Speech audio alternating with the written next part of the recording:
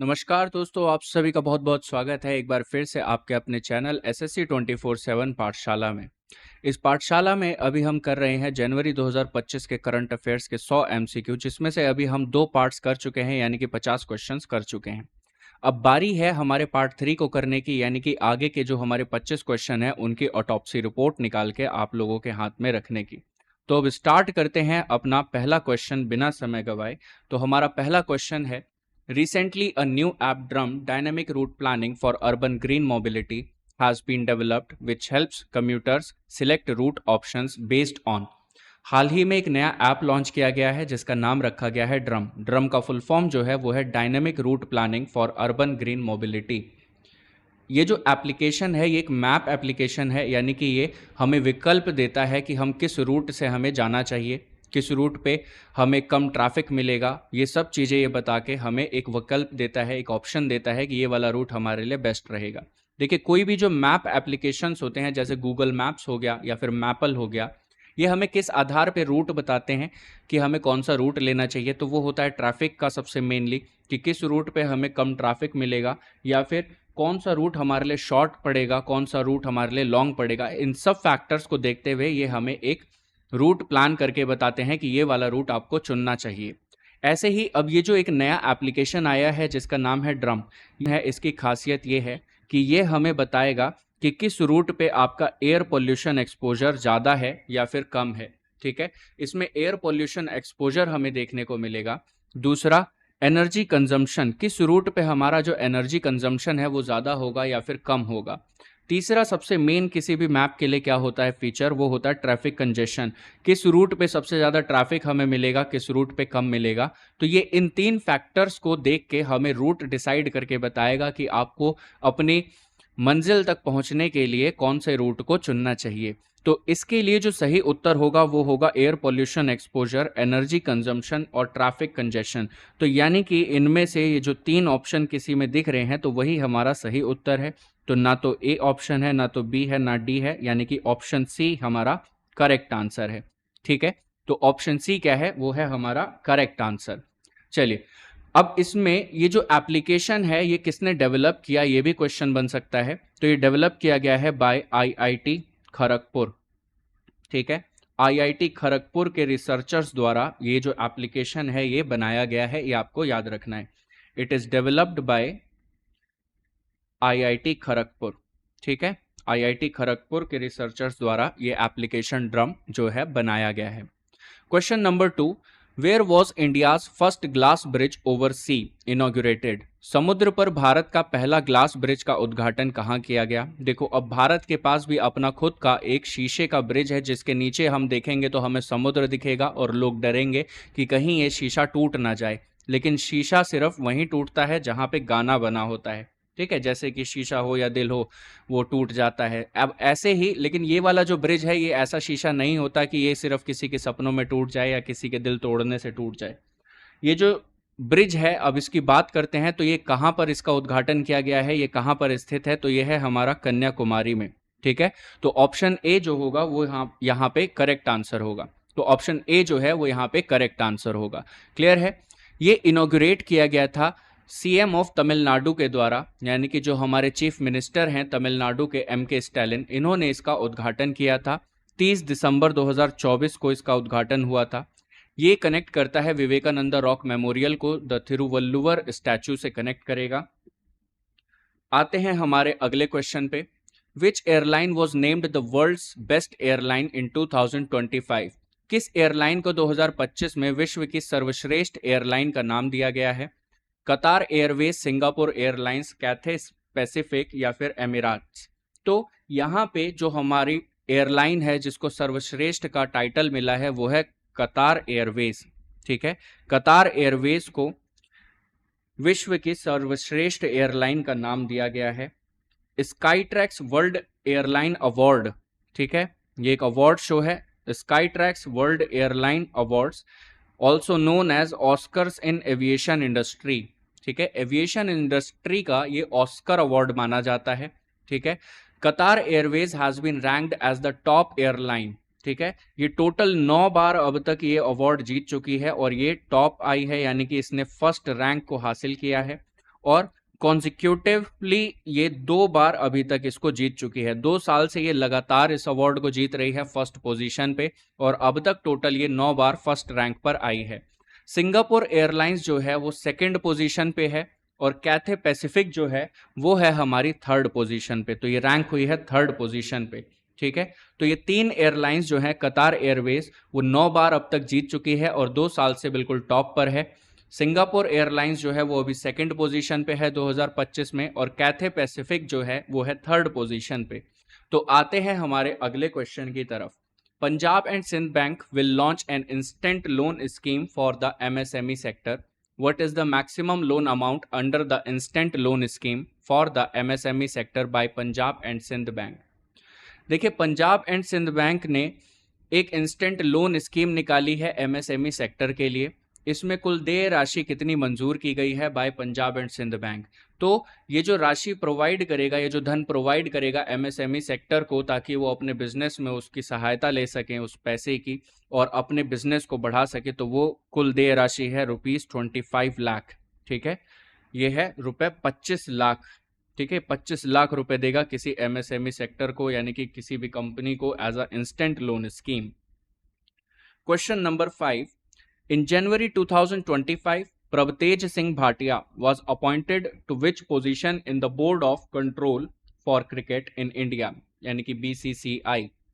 जनवरी 2025 में प्रभतेज सिंह भाटिया को भारतीय क्रिकेट कंट्रोल बोर्ड BCCI में किस पद पर नियुक्त किया गया है?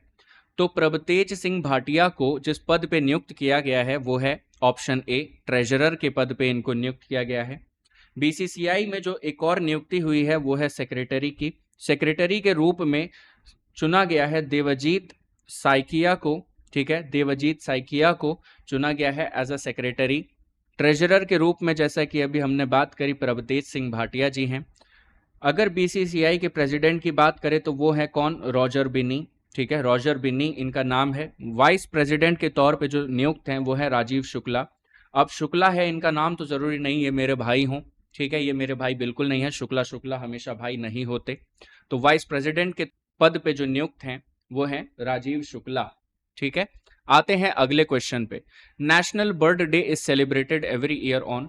राष्ट्रीय पक्षी दिवस हर साल कब मनाया जाता है? तो ये बहुत ही आसान सा क्वेश्चन है। अगर आप लोगों ने डेट्स करी हैं, जो इंपॉर्टेंट दिवस हमने कराए थे पिछले सेक्शन में, तो अगर आप उसमें जाके देखेंगे तो ये भी आपको ज़रूर वहाँ पे मिल जाएगा।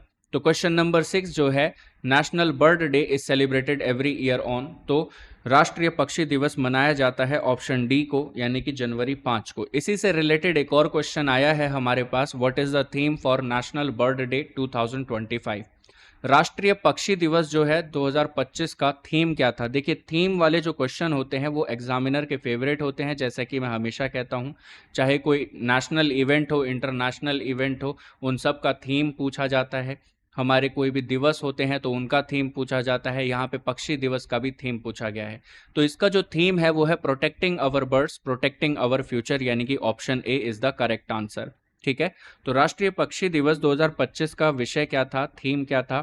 तो वो था protecting our birds, protecting our future. आते हैं क्वेश्चन नंबर 8 पे। देखो, in January 2025 which of the following is one of the key government schemes for the textile industry in India aimed at boosting domestic manufacturing? जनवरी 2025 में भारत में वस्त्र उद्योग, ये शब्द याद रखिएगा, अभी थोड़ी देर में काम आने वाला है, वस्त्र उद्योग। ठीक है, जनवरी 2025 में भारत में वस्त्र उद्योग के लिए सरकार की प्रमुख योजनाओं में से कौन सी है जिसका उद्देश्य घरेलू विनिर्माण को बढ़ावा देना है, यानी कि डोमेस्टिक मैन्युफैक्चरिंग को बढ़ावा देना है? और वो स्कीम जो है किससे रिलेटेड हो? वस्त्र उद्योग से रिलेटेड हो। तो इसका जो आंसर है वो आप लोग बहुत आसानी से दे सकते हैं, क्योंकि पीएम कृषि सिंचाई योजना जो है ये एग्रीकल्चर यानी कि फार्मिंग से रिलेटेड है, तो इसको आप देखते ही एलिमिनेट कर सकते हैं। पीएम जनधन योजना जो है ये बैंक अकाउंट खोलने वाला स्कीम है, यानी कि हर सदस्य का एक बैंक अकाउंट होना चाहिए। ये पीएम जनधन योजना का मुख्य उद्देश्य था, तो इसको भी एलिमिनेट कर दीजिए। नेशनल हेल्थ स्कीम जो है वो स्वास्थ्य से रिलेटेड है, तो ये तो मतलब ही नहीं बनता। तो बचा क्या हमारा? PM mega integrated textile reason and apparel scheme, यानी कि ऑप्शन बी। ऑप्शन बी जो है वो होगा हमारा करेक्ट आंसर। इसको हम प्यार से बोलते हैं पीएम मित्र स्कीम। ठीक है, मित्र स्कीम। तो ये है पीएम मित्रा स्कीम। आप पीएमजी के मित्र नहीं बनेंगे, ये बस एक नाम है मित्रा, जिसका फुल फॉर्म होता है mega integrated textile reason and apparel scheme. देखिए, कुछ गवर्नमेंट स्कीम्स के बारे में अगर बात करें जो एग्ज़ाम से बहुत ज़्यादा ताल्लुक़ रखती हैं और कभी भी पूछी जा सकती हैं, तो उन सब को हमने एक जगह कंपाइल किया है। जैसे कि कुछ मेजर गवर्नमेंट स्कीम जो हैं, जो सोशल और फिनेंशियल एरिया से रिलेटेड हैं। पहला जो है, जिसके बारे में अभी हमने पीछे देखा, पीएमजेडीवाई, यानी कि जन धन योजना। जन धन योजना। It aims to give every household access to banking services by opening a bank account for them। यानी कि हर घर के सदस्य का, हर सदस्य का एक बैंक अकाउंट खुलवाना इसका मुख्य उद्देश्य था, ताकि हर किसी को हम बैंकिंग की सुविधाओं से जोड़ सकें। नेक्स्ट है हमारा एक अटल पेंशन योजना। ठीक है, अटल पेंशन योजना क्या है? जो हमारे वर्कर्स हैं, जो अनऑर्गेनाइज सेक्टर में काम करते हैं, तो उनकी 60 वर्ष की आयु के बाद ये एक पेंशन उनको दी जाती है, एक रेगुलर इनकम की तरह, जिससे कि वो अपने रोज़मर्रा के खर्चों को उठा सकें। नेक्स्ट है हमारा एक पीएमजेजेबीवाई, यानी कि प्रधानमंत्री जीवन ज्योति बीमा योजना। प्रधानमंत्री जीवन ज्योति बीमा योजना, a government backed life insurance scheme that provides life cover to citizens। ये एक लाइफ इंश्योरेंस वाली स्कीम है, ठीक है, जो कि प्रोवाइड करता है एक अच्छा खासा कवर हमारे भारतीय सदस्यों को। नेक्स्ट है हमारा प्रधानमंत्री सुरक्षा बीमा योजना। ठीक है, ये है सुरक्षा बीमा योजना। ये जो पीएमएसबीवाई है, ये ऑफर करता है accident insurance coverage to those who need it. ये एक्सीडेंट इंश्योरेंस कवरेज प्रोवाइड कराता है। आयुष्मान भारत, यानी कि प्रधानमंत्री जन आरोग्य योजना, ये एक हेल्थ इंश्योरेंस प्लान है जो कि प्रोवाइड कराता है coverage to poor and vulnerable families. जो लोग अपने इलाज का खर्च उठाने में उतना सक्षम नहीं है, तो ये उनके लिए एक इंश्योरेंस प्लान की तरह काम करता है। नेक्स्ट है हमारी कुछ मेजर गवर्नमेंट स्कीम्स जो हाउसिंग से रिलेटेड है और स्वच्छता अभियान वाला, यानी कि क्लीनलीनेस से रिलेटेड है। प्रधानमंत्री आवास योजना। एवाई का मतलब क्या है? ए का मतलब है आवास और योजना का मतलब है योजना। ठीक है, योजना का मतलब तो योजना ही रहेगा मेरे नालायक बच्चों। देखो, प्रधानमंत्री आवास योजना का मतलब क्या है, ये किस चीज पे फोकस करता है? ये प्रोवाइड कराता है अफोर्डेबल हाउसिंग। ठीक है, affordable housing for all eligible families in both rural and urban areas. Next है स्वच्छ भारत मिशन, यानी कि Swachh Bharat Abhiyan, an effort to make India clean and free from open defecation in both cities and villages. ठीक है, फिर कुछ schemes हैं जो farmers से रिलेटेड हैं और फूड सिक्योरिटी से रिलेटेड हैं, जैसे कि पीएम किसान। ये जो पीएम किसान है, ये किसान अगर शब्द आप देख रहे हो, तो किसान शब्द जो है ये किसान नहीं है पूरा, ये शॉर्ट फॉर्म है। ठीक है, इसका जो फुल फॉर्म होगा वो होगा किसान सम्मान निधि। ठीक है, किसान सम्मान निधि, इसका ये फुल फॉर्म है, ध्यान रखिएगा, प्रधानमंत्री किसान सम्मान निधि। ठीक है, की से किसान हो गया, स से सम्मान हो गया, न से निधि हो गया। A scheme that gives eligible land owning farmer families financial support of ₹6,000 per year।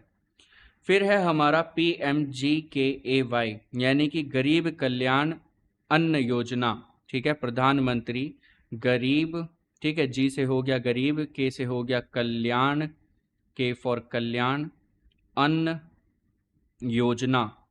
ठीक है, गरीब कल्याण अन्न योजना।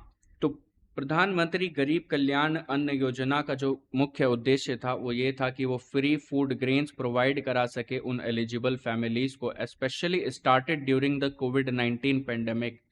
देखिए, ये जो स्कीम है प्रधानमंत्री गरीब कल्याण अन्न योजना, ये तब स्टार्ट की गई थी जब हमारे यहाँ एक बहुत ही बढ़िया सा वायरस आया हुआ था जिसका नाम था कोरोना वायरस। तो उस पेंडेमिक में एक इनिशिएटिव लिया गया था कि जो हमारा गेहूं, जैसे कि रॉ मटेरियल्स होता है, गेहूं हो गया, चावल हो गया, या फिर चीनी हो गया, इस तरीके का जो फूड ग्रेन्स था ये सब प्रोवाइड किया गया था कई सारी फैमिलीज को, जो कि था बिल्कुल फ्री ऑफ कॉस्ट। है ना।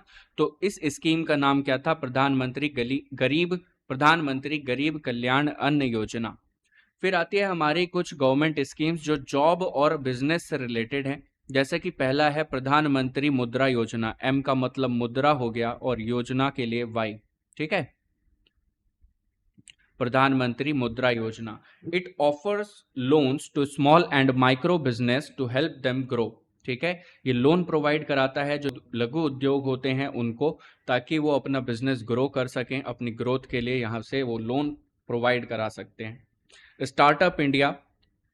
स्टार्टअप इंडिया का जो मुख्य उद्देश्य था वो यही था कि नए नए आइडियाज को वो स्टार्टअप में बदल सकें। A programme to encourage new ideas and support startups across the country. Next है मेक इन इंडिया, यानी कि आत्मनिर्भर भारत। ठीक है, मेक इन इंडिया का जो मुख्य उद्देश्य था कि हम अपनी मैन्युफैक्चरिंग और अपना इन्वेस्टमेंट जो है वो स्वदेशी अपनाएं। ठीक है, अपने देश के अंदर ही हम अपना मैन्युफैक्चरिंग यूनिट्स बनाएं।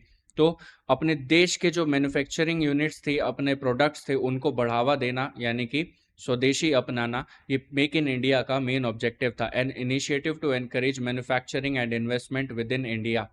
नेक्स्ट है हमारा पीएम स्वनिधि। ये जो स्वनिधि है, ध्यान रखिएगा, ये भी एक शॉर्ट फॉर्म है। स्वनिधि एस से होता है स्ट्रीट, एस से क्या होता है? स्ट्रीट। वी से होता है वेंडर, स्ट्रीट वेंडर। ए से आत्मनिर्भर।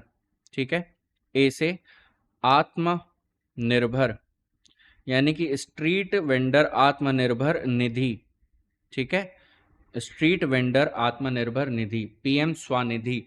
ये प्रोवाइड करता है affordable loans to street vendors to help them with their business. ये जो हमारे छोटे छोटे बिजनेसमैन होते हैं या जो भी स्ट्रीट वेंडर्स होते हैं, तो इन सभी को छोटे अफोर्डेबल लोन्स प्रोवाइड कराना, यानी कि कम इंटरेस्ट रेट पे, बहुत ही कम इंटरेस्ट रेट पे इन सभी को लोन प्रोवाइड कराना, ताकि ये अपने बिजनेस में मदद ले सके और उसको बढ़ा सकें।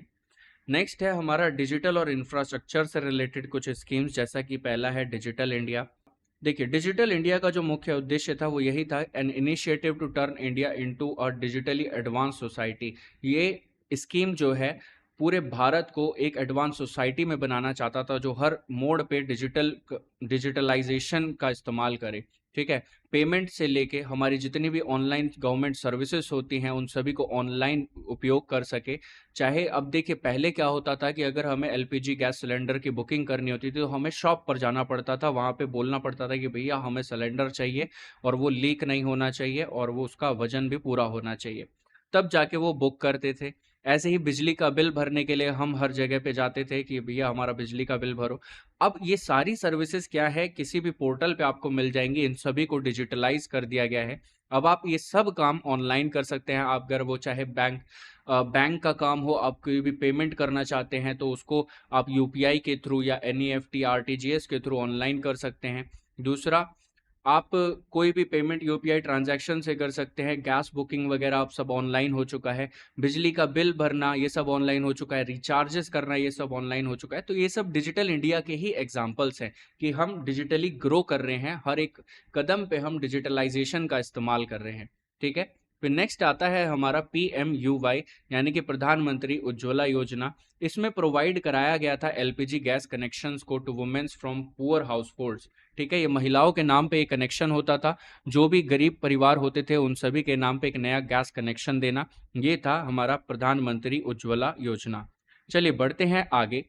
हमारा question number 9, what is rat hole mining primarily used for in Meghalaya? Meghalaya में रैट होल खनन का मुख्य रूप से उपयोग किस लिए किया जाता है? देखिए, गोल्ड एक्सट्रैक्शन, सैंड माइनिंग, कोल एक्सट्रैक्शन, ग्रेनाइट माइनिंग। तो इसका जो सही आंसर है वो है ऑप्शन सी, यानी कि यहाँ पे कोल एक्सट्रैक्शन करने के लिए रैट होल माइनिंग का इस्तेमाल किया जाता था। रैट होल माइनिंग होती क्या है? रैट होल माइनिंग में क्या होता है कि एक छोटा सा गड्ढा खोदा जाता है। ठीक है, बिल्कुल इतना छोटा। देखिए, इसका नाम है रैट होल, यानी कि चूहे के बिल जितना। तो लेकिन चूहे के बिल जितना नहीं, यहाँ पे एक इंसान के बिल जितना। ठीक है, कि उसमें से एक इंसान पास हो सके, इतना बड़ा एक गड्ढा खोदा जाता था ताकि उसमें इंसान घुसे रेंगता हुआ। फिर नीचे जब वो पहुंचे तो ऊपर से कोई उसको उसके औजार वगैरह पकड़ाए, जैसे कि कुल्हाड़ी हो गया या फिर आपका फावड़ा वगैरह हो गया, तसला हो गया, इतनी सी चीजें वहां, ठीक है, लेके जा सकें। तो रैट होल माइनिंग में भी सेम यही होता है कि एक इंसान जो है वो उसमें एक गड्ढा खोदेगा, सिर्फ एक इंसान उसमें जा सकता है और कोई भी नहीं जा सकता। वहां से फिर वो कोयला खोदना वहां पे चालू करेगा, ठीक है, वहां से खनन करना चालू करेगा कोयले का। तो यही रैट होल माइनिंग होती है, ठीक है। The main purpose is to extract coal from the ground, जमीन में से कोयला निकाला जा सके, इसका ये मेन पर्पस था। Miners dig small crammed tunnels, यहाँ पे छोटे छोटे टनल्स बनाए जाते थे, just wide enough for one person to crawl through, ठीक है, सिर्फ ये एक इंसान के लिए होता है कि वो उसमें से जा सके। For regular mining method the coal seams are too thin in Meghalaya.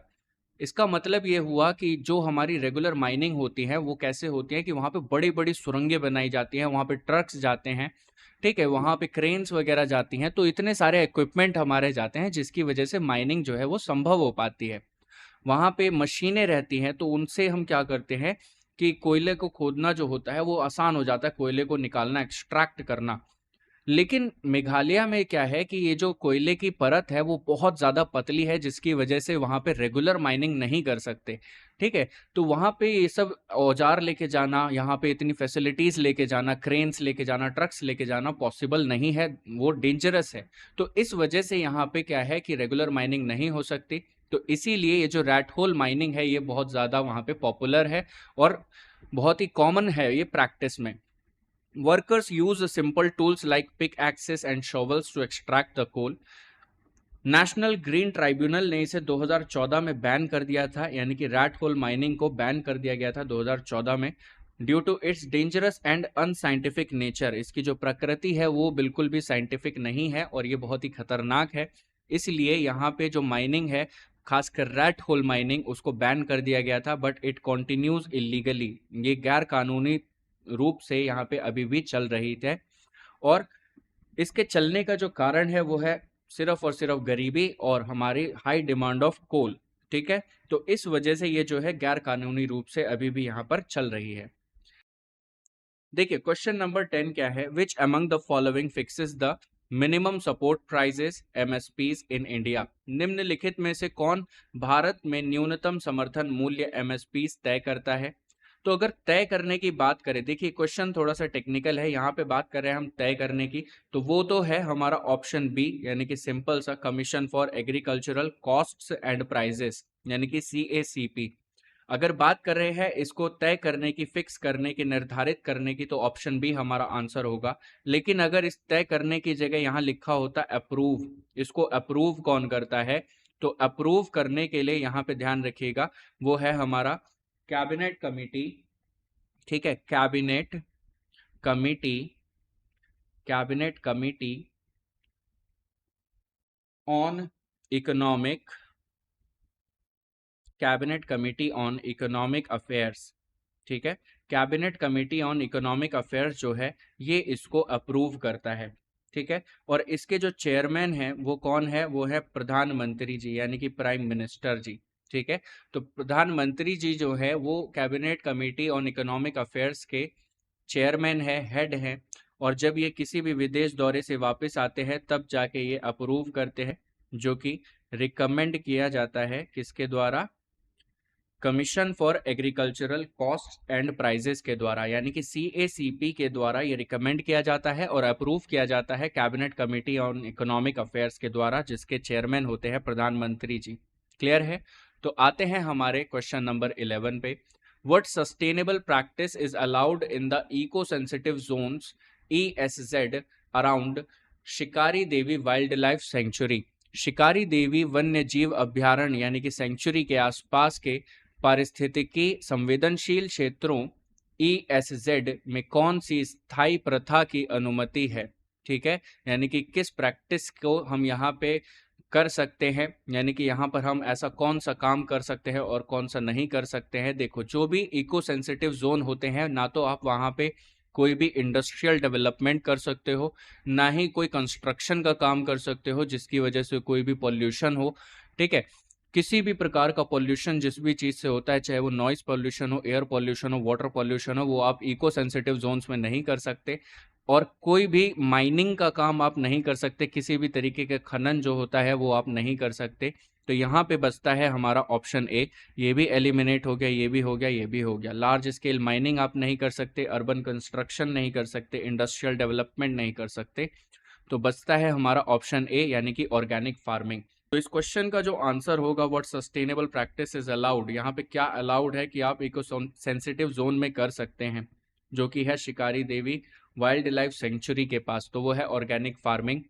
अगर हम बात करें प्रैक्टिसेस जो अलाउड है वहाँ पे, तो वो है हमारा ऑर्गेनिक फार्मिंग आप कर सकते हो, इको टूरिज्म कर सकते हो, rain water harvesting, use of renewable energy या फिर ग्रीन टेक्नोलॉजी का इस्तेमाल कर सकते हैं।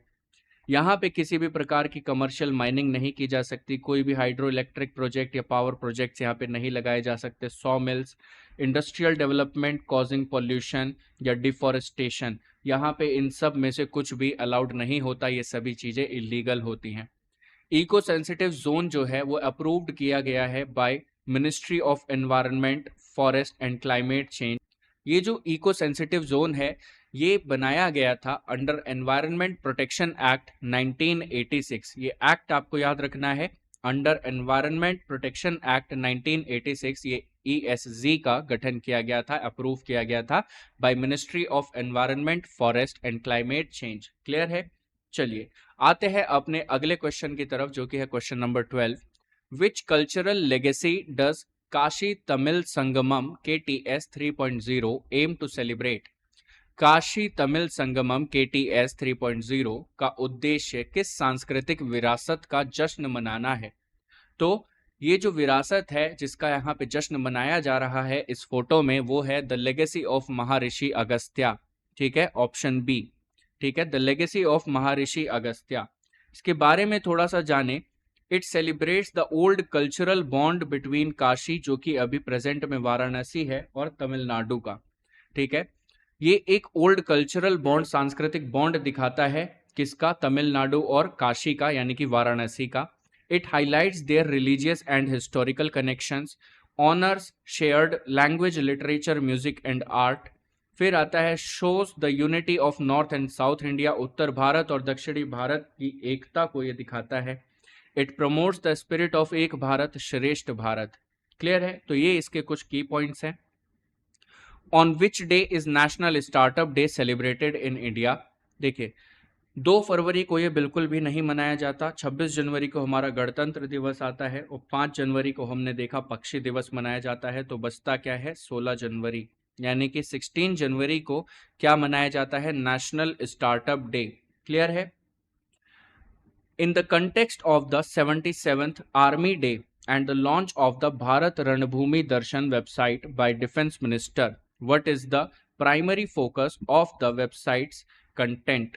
तो इसका जो कंटेंट का मेन फोकस है वो क्या है? 77वें सेना दिवस और रक्षा मंत्री द्वारा भारत रणभूमि दर्शन वेबसाइट के शुभारंभ के संदर्भ में वेबसाइट के जो कंटेंट है उसका प्राथमिक फोकस यानी कि प्राइमरी फोकस क्या है? तो उसका जो प्राइमरी फोकस है वो है बैटलफील्ड टूरिज्म, यानी कि ऑप्शन बी। ठीक है, option B is the correct answer. ये वेबसाइट है और इसका जो मुख्य उद्देश्य है वो क्या है? Battlefield tourism. इसको इनॉग्रेट किया गया था 15 जनवरी 2025, यानी कि 77वें आर्मी दिवस पे, सेना दिवस पे। ठीक है, और ये लॉन्च किया गया था bye defence minister Rajnath Singh.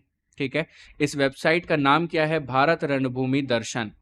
It focuses on showcasing the battlefields of India. It highlights India's military history. ठीक है, ये सेना के इतिहास को दिखाता है, उनके सेक्रीफाइसेस को दिखाता है, सोल्जर्स की बहादुरी को दिखाता है।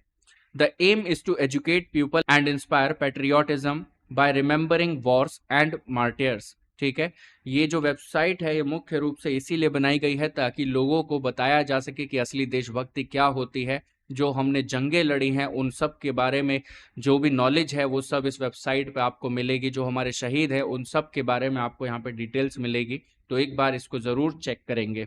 ठीक है, आते हैं क्वेश्चन नंबर 15 पे।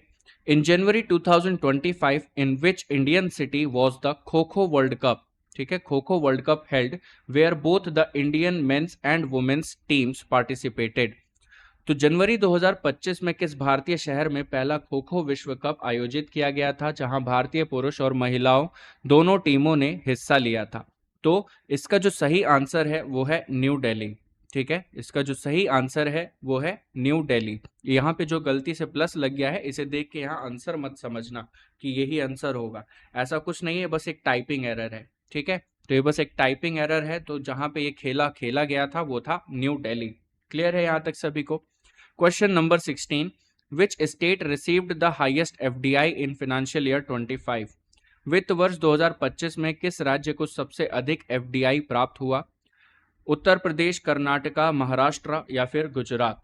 तो इसका जो सही आंसर है वो क्या है? तो इसका जो सही आंसर है वो है ऑप्शन सी। ठीक है, महाराष्ट्र को वित्त वर्ष 2025 में सबसे अधिक एफडीआई प्राप्त हुआ है। In financial year 2024 to 25 Maharashtra received the highest foreign direct investment. इसको सबसे ज़्यादा फॉरेन डायरेक्ट इन्वेस्टमेंट यानी कि एफडीआई जो है वो मिला है अप्रॉक्स 19.6 यूएस बिलियन डॉलर का। ठीक है, it is the 31% of the total national inflows. Karnataka followed as the second highest recipient with the 6.62 billion USD dollar, यानी कि कर्नाटका जो है वो दूसरे चरण पर है जिसको 6.62 बिलियन डॉलर्स मिले हैं as FDI in overseas investment. Karnataka और महाराष्ट्र का अगर अमाउंट जोड़ दिया जाए तो वो टोटल कितना होता है? वो 51% हो जाता है इंडिया के टोटल फॉरेन डायरेक्ट इन्वेस्टमेंट का। क्लियर है यहाँ तक सभी को? चलिए आते हैं अपने अगले क्वेश्चन पे। Which team did South Africa defeat to win the WTC final 2025? दक्षिण अफ्रीका ने किस टीम को हराकर वर्ल्ड टेस्ट चैंपियनशिप फाइनल 2025 जीता? तो इसका जो सही उत्तर है वो है ऑस्ट्रेलिया, यानी कि साउथ अफ्रीका ने जिसको पराजित किया था वो था Australia. Question number 18, in January 2025 which Indian city hosted the 19th edition of the India Digital Summit IDS, the flagship annual conference of the Internet and Mobile Association of India? जनवरी 2025 में किस भारतीय शहर ने इंडिया डिजिटल समिट के 19वें संस्करण की मेज़बानी की, जो internet and mobile association of India का प्रमुख वार्षिक सम्मेलन है? तो इसका जो सही उत्तर है वो है न्यू दिल्ली। ठीक है, इसका जो सही उत्तर होगा वो होगा मेरे बच्चों न्यू दिल्ली। क्लियर है यहाँ तक सभी को? आते हैं क्वेश्चन नंबर 19 पे। What was India's physical deficit in 2024 to 25 as a percentage of GDP? As a percentage of GDP 2024-25 में भारत का राजकोषीय घाटा सकल घरेलू उत्पाद कितना था? तो इसका जो सही उत्तर है वो है 4.8%। परसेंटेज के हिसाब से देखें तो ये 4.8% था, और अगर इसको आंकड़ों के हिसाब से देखें तो इट इज 15.77 लाख करोड़। ठीक है,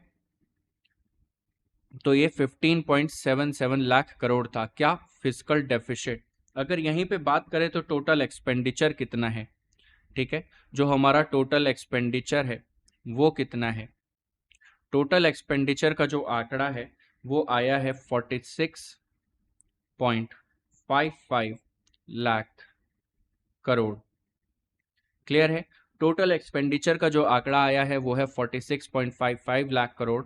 और अगर बात करें टोटल रेवेन्यू रिसीट की, टोटल रेवेन्यू रिसीट की, तो इसका जो आंकड़ा आया है बच्चों वो है 30.78 लाख करोड़। ठीक है, इसका जो सही आंकड़ा है वो है 30.78 लाख करोड़। अब आपसे अगर फिजिकल डेफिसिट पूछा जाए, टोटल एक्सपेंडिचर पूछा जाए, टोटल रेवेन्यू रिसीट पूछा जाए, आप सभी का उत्तर करने में पूरी तरीके से सक्षम रहेंगे। Question number 20, what is the new auto settlement limit set by EPFO for advance claims? अग्रिम दावों के लिए ईपीएफओ द्वारा निर्धारित नई स्वतः निपटान सीमा क्या है? तो इसका जो सही उत्तर है वो है ₹5 लाख। ठीक है, ये न्यू ऑटो सेटलमेंट लिमिट है जो सेट करी गई है ईपीएफओ के द्वारा फॉर एडवांस क्लेम्स। तो ऑप्शन डी यानी कि 5 लाख रुपए इसका न्यू लिमिट है। EPFO has increased the auto settlement limit for advance claims from ₹1 lakh to ₹5 lakh। इसने 1 लाख से अब इसको 5 लाख तक बढ़ा दिया है। Claims filed for purposes like illness, education, marriage, housing, etc। देखिए, जैसे अगर कोई भी जो हमारा कर्मचारी है अगर वो बीमार पड़ जाता है तो इलाज के खर्च के लिए या फिर बच्चों की पढ़ाई के लिए किसी भी एजुकेशन फील्ड से रिलेटेड हो, चाहे शादी ब्याह हो, चाहे घर बनाने से कोई भी खर्चा हो, तो इन सभी खर्चों के लिए क्या होगा कि वो क्लेम कर सकते हैं इस 5 लाख रुपए को, जो कि होगा हमारा एडवांस क्लेम।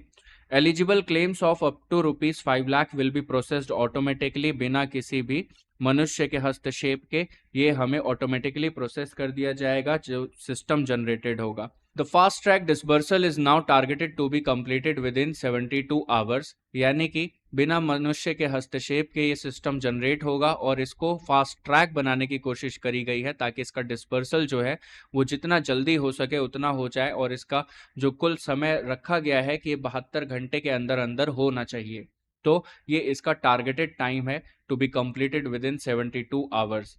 फिर यहीं पे लिखा गया है the auto settlement facility which was first introduced during the कोविड-19 पेंडेमिक, यानी कि ये जो ऑटो सेटलमेंट फैसिलिटी है ये सबसे पहले इंट्रोड्यूस की गई थी कोरोना वायरस के समय पे।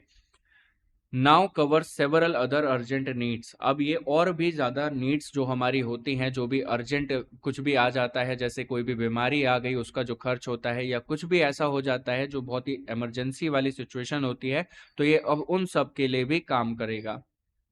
नेक्स्ट है what milestone did Hindustan aeronautics limited HAL achieve in its combat air teaming system CATS program. Hindustan aeronautics limited ने अपने कॉम्बैट एयर टीमिंग सिस्टम यानी कि कैट्स कार्यक्रम में कौन सी उपलब्धि हासिल की है? तो यहाँ पे जो सही उत्तर है वो है successful engine ground run of cats warrior loyal wingman. ठीक है, ये जो कैट्स प्रोग्राम है बच्चों, इसके बारे में अगर हम थोड़ी सी बात करें, कॉम्बैट एयर टीमिंग सिस्टम का जो एम है, मुख्य उद्देश्य है बच्चों, वो ये है कि कॉम्बैट एयर टीमिंग सिस्टम जो है इसका एम है कि एक loyal wingman drone cats warrior को डेवलप करना जो मैंड फाइटर एयरक्राफ्ट जैसे तेजस के साथ टीमिंग में मिशन करेगा। इसका जो प्रोटोटाइप का फुल स्केल मॉडल है उसका एरो इंडिया 2025 में डिस्प्ले किया गया था, जो इस प्रोजेक्ट की फिजिकल मैच्योरिटी को दिखाता है। दूसरा, ये जो HAL है हमारा हिंदुस्तान एरोनॉटिक्स लिमिटेड, इसने जनवरी 11 से 13 के आसपास कैट्स वॉरियर डेमोन्स्ट्रेटर के engine ground run successfully complete करी थी, यानी कि ड्रोन के इंजन्स को ग्राउंड पर टेस्ट करना बिना उसको उड़ाए, यानी कि इसने उसको उड़ाया नहीं था और ग्राउंड पर टेस्ट किया था बिना उसको हवा में उड़ाए। तो ये काफी अच्छा माइलस्टोन है जो अचीव किया गया है बाय HAL। ठीक है, ये टेस्ट ना इस बात का प्रूफ था कि एयरक्राफ्ट का प्रोपल्शन सिस्टम जो है वो सही तरीके से काम कर रहा है और आगे की फ्लाइट टेस्टिंग के लिए भी तैयार है। ये इतना मैटर इसीलिए करता है, इंजन ग्राउंड रन के साथ ही प्रोजेक्ट फ्लाइट टेस्टिंग फेज में एंटर कर सकता है। ये एक बहुत बड़ा डेवलपमेंट स्टेप है जो कि मैंड और अनमैंड टीमिंग के लिए काम करेगा।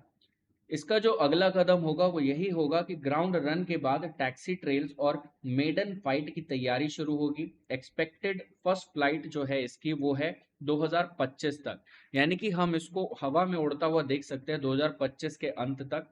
तो होप सो कि ये अपना जो पहला उड़ान होगा वो बिल्कुल संपूर्ण रूप से और बिल्कुल अच्छे तरीके से संभव हो पाए।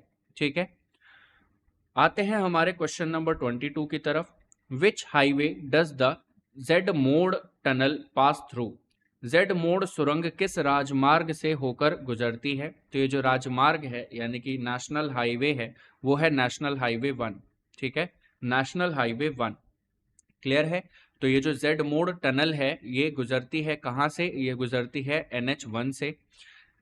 Passes through Srinagar to Leh NH1, यानी कि ये जो हमारा जेड मोड टनल है ये पास करती है कहाँ से? श्रीनगर से लेह, यानी कि NH1 पे। ये स्थित है जम्मू एंड कश्मीर में। की जो कुल लंबाई है वो है 6.5 किलोमीटर और ये ऑल वेदर कनेक्टिविटी प्रोवाइड करती है। इसका जो कनेक्टिविटी है बिटवीन गगनगीर और सोनम मार्ग, ठीक है, सोनामार्ग सॉरी, इसका जो कनेक्टिविटी है गगनगीर और सोनामार्ग, ये इसमें ऑल वेदर कनेक्टिविटी प्रोवाइड करती है, यानी कि कोई भी मौसम हो ये टनल हमेशा खुली रहती है। आते हैं अपने क्वेश्चन नंबर 23 पे। What is the expected range of the Nag mark 2 missile? ठीक है, नाग मार्क 2 मिसाइल। देखिए, नाग मार्क 2 मिसाइल की अपेक्षित रेंज क्या है? तो ये है हमारी 7 से 10 किलोमीटर। ठीक है, 7 to 10 किलोमीटर इसकी जो है टोटल रेंज एक्सपेक्ट की जा रही है। क्लियर है यहाँ तक सभी को? ओके। ये जो मिसाइल है हमारी नैगमार्क 2, ये डेवलप की गई है किस संगठन द्वारा? तो ये है हमारा DRDO। In January 2025, India and France held high-level talks and celebrations to mark their 75th year of diplomatic ties in which city? जनवरी 2025 में भारत और फ्रांस ने किस शहर में अपनी 75वीं कूटनीतिक वर्षगांठ मनाने के लिए उच्च स्तरीय वार्ता और समारोह आयोजित किए? तो इसका जो सही उत्तर है वो है बच्चों पेरिस। ठीक है, option B is the correct answer. Paris में जनवरी 2025 में भारत और फ्रांस ने अपनी 75वीं कूटनीतिक वर्षगांठ मनाने के लिए उच्च स्तरीय वार्ता और समारोह आयोजित किया था। आते हैं हमारे आखिरी क्वेश्चन की तरफ जो कि है 25, यानी कि which Indian state has announced basic military training for students from class 1 to class 12? किस भारतीय राज्य ने कक्षा 1 से 12 तक के छात्रों के लिए बुनियादी सैन्य प्रशिक्षण की घोषणा की है? यानी कि अब फर्स्ट क्लास से लेकर 12वीं क्लास तक बच्चों के लिए एक और बढ़िया सा सब्जेक्ट रहेगा जो कि होगा मिलिट्री ट्रेनिंग। ठीक है, तो यहाँ पर अब मिलिट्री ट्रेनिंग प्रोवाइड कराई जाएगी हर एक बच्चे को, चाहे वो स्कूल में किसी भी क्लास का हो, एक कक्षा 1 से लेकर 12वीं तक। और ये एक बहुत अच्छी चीज भी है जिससे कि हमारे बच्चे मजबूत बनेंगे, है ना। तो इसका जो सही ऑप्शन है ये कहाँ पर इनिशिएट किया जा रहा है? तो ये अनाउंसमेंट हुई है महाराष्ट्र में। इसी के साथ खत्म होता है हमारा पार्ट 3। अब हम क्या करने वाले हैं? अब हम करने वाले हैं अपना पार्ट 4, और वो करेंगे हम अपना अगली वीडियो में। तब तक के लिए आप लोगों को क्या करना है? वीडियो को लाइक करना है, इसको शेयर करना है अपने दोस्तों के साथ, और सब्सक्राइब करना है। ये जो सब्सक्राइब बटन है इस पर अपनी उंगली पटक के मारना, क्योंकि इस चैनल पे आपको बहुत कुछ अच्छे से अच्छा कंटेंट मिलने वाला है और भी बेहतरीन तरीके से मिलने वाला है। यहाँ पे करंट अफेयर्स की सीरीज हमने स्टार्ट करी है जो कि जनवरी मंथ से लेके अभी तक हम सारा का सारा महीना कवर करेंगे, तो उस चीज़ के लिए आप बिल्कुल निश्चिंत रहिए। साथ ही साथ यहाँ पे आपको वोकैबुलरी सेक्शन मिलेगा, आपका ग्रामर सेक्शन मिलेगा। यहाँ पर आपको कुछ भी छूटेगा नहीं, और जो भी कराया जाएगा इतने बेहतरीन तरीके से कराया जाएगा कि एग्जाम में आप बिल्कुल हर एक क्वेश्चन को फोड़ कराएंगे। तो सब्सक्राइब कीजिए हमारे चैनल को, और तब तक ज्वाइन कीजिए हमारा टेलीग्राम चैनल, इसको स्कैन कीजिए। हमारा व्हाट्सएप चैनल आप ज्वाइन कर सकते हैं, डिस्क्रिप्शन में उसका लिंक आपको मिल जाएगा। तो तब तक के लिए आप क्या करेंगे? आप पढ़ते रहिए, मुस्कुराते रहिए। फिर मिलते हैं हम नेक्स्ट क्लास में। Goodbye, take care.